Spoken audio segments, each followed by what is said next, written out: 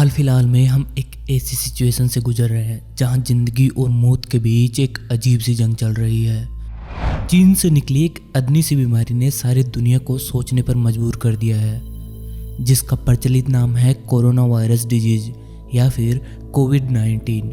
पूरी दुनिया जहां जंग की बात करती थी, अचानक से एक दूसरे को बचाने की बात करने लगे हैं। 2-3 महीनों में इस महामारी ने पूरी दुनिया को जकड़ लिया है। इसे चाइना से निकलकर दुनिया को अपने आगोश में लेने में ज़्यादा वक्त नहीं लगा। हजारों लोगों की कुछ हफ्तों में ही जान निकल गई।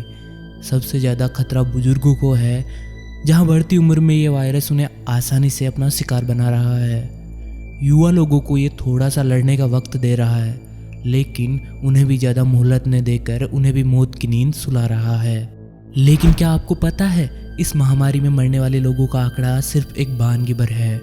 दुनिया की शुरुआत से ही भयानक महामारियां दुनिया में फैलती रही है, जिन्होंने बढ़ती आबादी को कुछ ही समय में साफ कर दिया। जैसे जैसे मानव सभ्यताएं फली फूली, वैसे वैसे संक्रामक बीमारियां भी बढ़ती गई। बड़ी संख्या में लोग एक दूसरे के और जानवरों के करीब रहने लगे। अक्सर साफ सफाई की कमी और कुपोषण इन बीमारियों को फैलने का सबसे अच्छा रास्ता रहा है। और वैश्वीकरण के दौर में नए विदेशी व्यापारिक राजमार्गों ने नए नए संक्रमणों को दूर दूर तक फैलाया, जिससे शुरुआती वैश्विक महामारियों का निर्माण हुआ। आज हम जानेंगे कि आखिरकार दुनिया की सबसे खतरनाक महामारियों का अंत कैसे हुआ और उनसे कितनी जानें गई। Number 1, plague of Justinian. आज तक के दर्ज इतिहास में 3 सबसे घातक महामारियों का एक अकेला जीवाणु जिम्मेदार था, जिसका नाम है यर्सीनिया पेस्टिस। इसी के घातक संक्रमण के कारण ये पैदा हुई, जिसे प्लेग के रूप में जाना जाता है। जस्टिनियन का प्लेग सन 541 ईस्वी में बिजान्टिन साम्राज्य की राजधानी कॉन्स्टेंटिनोपल में आया। इसका सबसे अधिक प्रभाव बिजान्टिन साम्राज्य और मेडिटेरियन पोर्ट पर पड़ा था। प्लेग ने कॉन्स्टेंटिनोपल शहर को तबाह कर दिया और पूरे यूरोप, एशिया, उत्तरी अफ्रीका और अरब में जंगल की आग की तरह फैल गया। इसने एक साल के अंदर 2.5 करोड़ लोगों को मार डाला था। इस महामारी ने खत्म होने तक 5 करोड़ लोगों को मौत की नींद सुला डाला था, जो शायद उस समय दुनिया की आधी आबादी थी। इसकी शुरुआत कहां से हुई यह पता नहीं चल सका है, लेकिन साइंटिस्ट की रिसर्च में ये बात सामने आई है कि प्लेग के कीटाणु सेंट्रल एशिया से आए थे। सेंट्रल एशिया में चीन के जिंगहाई से निकला था ये कीटाणु काले चूहों पर सवार रहता था और चूहों से इंसानों में फैल गया।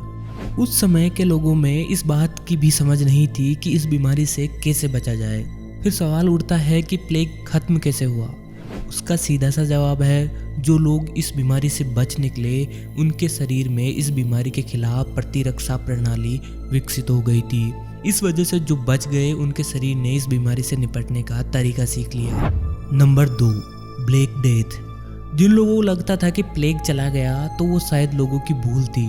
साल 1346 से 1353 के दौरान यूरोप में प्लेग की महामारी फैली और इसने अफ्रीका और एशिया में भी कहर मचाया। बताया जाता है कि इससे कुल 7.5 करोड़ से 20 करोड़ लोग मारे गए। कुछ लोगों का मानना है कि इसकी शुरुआत एशिया से हुई।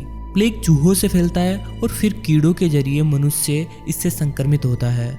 यह जहाजों के जरिए पूरी दुनिया तक पहुंचा। इसका मुख्य स्रोत मालवाहक पोत बने, जहां चूहों का पनपना आम बात है। इस तरह इसे रोक पाना काफी कठिन हो गया था। आखिर इसकी शुरुआत कैसे हुई थी? साल 1347, महीना था अक्टूबर। तारीख इतिहास में दर्ज नहीं है, पर फिर भी न भूलने वाला दिन। यूरोप की हवा आम दिनों की तरह ही खुशनुमा थी। लोग अपने रोजमर्रा के कामों में लगे थे। उस समय यूरोप भयानक खाद्य संकट से उबर ही रहा था। लोगों की जिंदगी फिर से पटरी पर दौड़ने की तैयारी कर रही थी। वहीं कुछ लोगों को इंतजार था अपनों के आने का। इसी इंतजार के साथ लोग सिसिली बंदरगाह पर खड़े थे। दरअसल यहाँ कुछ व्यापारिक जहाज लौट रहे थे और इन जहाजों पर कई कामगारों के परिवार वाले उत्सुकता के साथ उनका इंतजार कर रहे थे।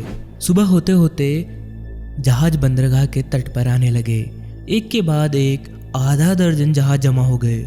लोग एक्साइटेड होकर जहाज़ों के दरवाजों को ताक रहे थे, पर उस ओर से कोई हलचल नहीं हुई। काफी देर तक जहाज से कोई नहीं उतरा था। भीड़ में से किसी ने हिम्मत करके जहाज पर कदम रखा। वहां का नजारा खौफनाक था। जहाज पर हर तरफ लाशें ही लाशें थी। इन लाशों के ढेर के नीचे कुछ जिंदा लोग अब भी आखिरी सांसें गिन रहे थे। जहाज के कप्तान किसी तरह नाविकों को उनके घर तो ले आए थे, पर मुर्दा किसी को कुछ समझ नहीं आ रहा था। सभी ने एक एक कर लाशें नीचे उतारी। जिंदा बचे लोगों को राहत शिविरों में लाया गया। हर तरफ चीख पुकार मच गई। किसी को कुछ समझ नहीं आ रहा था कि आखिर हुआ क्या है। लोगों के शरीर धीरे धीरे काले पड़ रहे थे, जिससे जो समझ में आया वह कोशिशें करने लगा। लाशों को एक साथ जमा किया गया। उन्हें दफनाने के लिए जमीन की खुदाई शुरू हुई। इस काम में सुबह से शाम हो गई। पूरा शहर बेहाल था।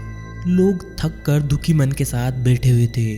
कुछ ही देर में कुछ और लोगों की तबीयत खराब होने की सूचना मिली, लेकिन ये वे लोग थे जो जहाज पर नहीं थे, बल्कि उन मरीजों की सेवा कर रहे थे जो जहाज से उतारे थे।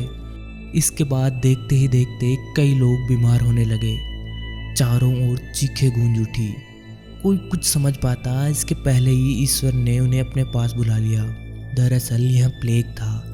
इतिहास में उस भयावह घटना को ब्लैक डेथ का नाम दिया गया, जिसने देखते ही देखते यूरोप की आधी आबादी को मौत की नींद सुला दिया और फिर एशिया और अफ्रीका में अपना कहर बरपाते हुए अचानक खत्म हो गई। Number 3, the great plague of London. Black death के बाद लंदन ने कभी ब्रेक नहीं लिया। 1348 से 1665 के बीच प्लेग हर 20 साल बाद वापस फैल जाती थी।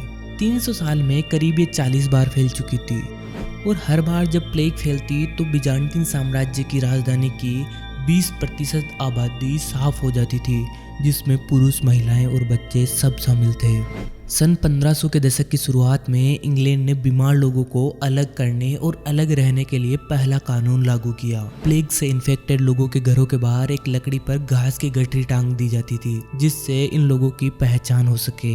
यदि आपका कोई फैमिली मेंबर संक्रमित है तो आपको सार्वजनिक स्थान पर जाने से पहले अपने हाथ में सफेद छड़ी पकड़ना अनिवार्य कर दिया गया था। बिल्लियों और कुत्तों को बीमारी फैलने की वजह माना जाता था, इसलिए हजारों सैकड़ों जानवरों का सामूहिक नरसंहार किया गया। लेकिन द ग्रेट प्लेग ऑफ 1665 आखिरी और सदियों से चले आ रहे सबसे बुरे प्रकोपों में से एक था, जिसने केवल 7 महीनों में 1 लाख लंदन वासियों की जान ले ली। सभी सार्वजनिक कार्यक्रमों और मनोरंजनों पर प्रतिबंध लगा दिया गया था और बीमारी के प्रसार को रोकने के लिए पीड़ितों को जबरन उनके घरों में बंद कर दिया गया था। 1894 में फ्रांसीसी जीवाणु विज्ञानी अलेक्जेंडर रियर्सन ने प्लेग फैलाने वाले बैक्टीरिया का पता लगाया। इस बैक्टीरिया का नाम यर्सीनिया पेस्टिस रखा गया। इसके बाद 1898 में फ्रांसीसी पॉल लुई सिमोन ने बताया कि प्लेग चूहे और गिलहरी जैसे छोटे जानवरों में पाए जाने वाले पिस्सू से फैलता है। इन खोजों के बाद प्लेग की रोकथाम के लिए वैक्सीन को तैयार किया गया, लेकिन राहत आज भी नहीं है, क्योंकि प्लेग का कहर रुका था, खत्म नहीं हुआ था। वैक्सीन बनने के बाद भी 1910 में मंचूरिया में करीब 50,000 लोगों की मौत प्लेग से हुई थी। Number 4, small pox. चेचक सदियों से यूरोप, एशिया और अरब के लिए एक स्थानीय महामारी थी। मोटे तौर से एक अनुमान के मुताबिक विश्व इतिहास में इसने 10 में से 3 लोगों को मार डाला और बाकी को चेचक के दाग वाले निशान के साथ छोड़ दिया। लेकिन नए युग की शुरुआत में पुराने दौर की तुलना में मौत का आंकड़ा थोड़ा कमजोर पड़ गया था। मौत अभी भी होती थी, लेकिन उतनी नहीं। लेकिन उसी समय यूरोप के पहले खोजकर्ताओं के साथ ये बीमारी दुनिया के अन्य हिस्सों में कदम रखने लगी। नई दुनिया मतलब अमेरिका और ऑस्ट्रेलिया की खोज हुई थी। आधुनिक मेक्सिको और संयुक्त राज्य अमेरिका के मूल निवासियों में चेचक के प्रति रोग प्रतिरोधक क्षमता शून्य थी। इसी वजह से इनकी आबादी मात्र 10 लाख तक सिमट गई। कई बुद्धिजीवियों का मानना है कि चेचक ने मात्र 1 सदी में इंसानों की एक सभ्यता को नष्ट कर दिया। उसने अमेरिका के मूल निवासियों की आबादी 90 से 95% तक खत्म कर दी। जहां मेक्सिको की जनसंख्या 1 करोड़ से अधिक थी, वहीं चेचक के प्रकोप के बाद सिर्फ 10 लाख बची थी। लेकिन सदियों बाद चेचक पहली वैश्विक महामारी बनी जिसे वैक्सीन से पूरे तरीके से खत्म कर दिया गया था। 18वीं शताब्दी के उत्तरार्ध में एडवर्ड जेनर नाम के एक ब्रिटिश डॉक्टर ने पाया कि दूध दूहने वाली औरतें काउपॉक्स नामक एक मामूली से वायरस से संक्रमित थी, जिसमें चिकन पॉक्स के खिलाफ रोग प्रतिरोधक क्षमता थी। जेनर ने अपने मालिक के 9 साल के बेटे को काउपॉक्स का टीका लगाया और उसे चेचक से मुक्त करा दिया, जिसके बाद से ये वैश्विक रूप से काम में लिया जाने लगा। 1980 में विश्व स्वास्थ्य संगठन ने घोषणा की कि चेचक से पृथ्वी पूरी तरह मुक्त हो गई है। नंबर 5, कोलेरा या हैजा। 19वीं शताब्दी के पूर्वार्ध में इंग्लैंड में हैजा का प्रकोप हुआ, जिससे हजारों लोग मारे गए। उस समय के प्रचलित वैज्ञानिक सिद्धांत के अनुसार इसकी वजह है हवा में मौजूद कुछ पार्टिकल्स, लेकिन जॉन स्नो नाम के एक ब्रिटिश डॉक्टर ने संदेह जताते हुए कहा कि इस रहस्यमयी बीमारी, जिसने पीड़ितों में पहले दिन संक्रमण के लक्षण दिखते ही लोगों को मार डाला, उसका कारण लंदन के पानी में छिपा है। जॉन स्नो ने एक वैज्ञानिक तरीके से सोचा और शेरलॉक होम की तरह काम करना शुरू किया। हॉस्पिटल के रिकॉर्ड और मुर्दाघरों की रिपोर्ट की जांच कर घातक प्रकोपों के सटीक स्थानों पर नजर रखी। उन्होंने 10 दिन की अवधि में हैजे से होने वाली मौतों का भौगोलिक चार्ट बनाया और पीने के पानी के लिए लोकप्रिय शहर ब्रॉड स्ट्रीट पंप के आसपास 500 घातक संक्रमणों का एक समूह पाया। बहुत ही कठिन प्रयासों के बाद स्नो ने स्थानीय अधिकारियों को ब्रॉड स्ट्रीट पर पंप के हैंडल को हटाने को कहा और किसी जादू की तरह संक्रमण एकदम खत्म हो गया। स्नो के काम ने हैजा को रातों रात ठीक नहीं किया, लेकिन इसने अंततः शहरी स्वच्छता में सुधार लाने और पीने योग्य पानी को दूषित होने से बचाने के लिए एक वैश्विक मुहिम शुरू कर दी।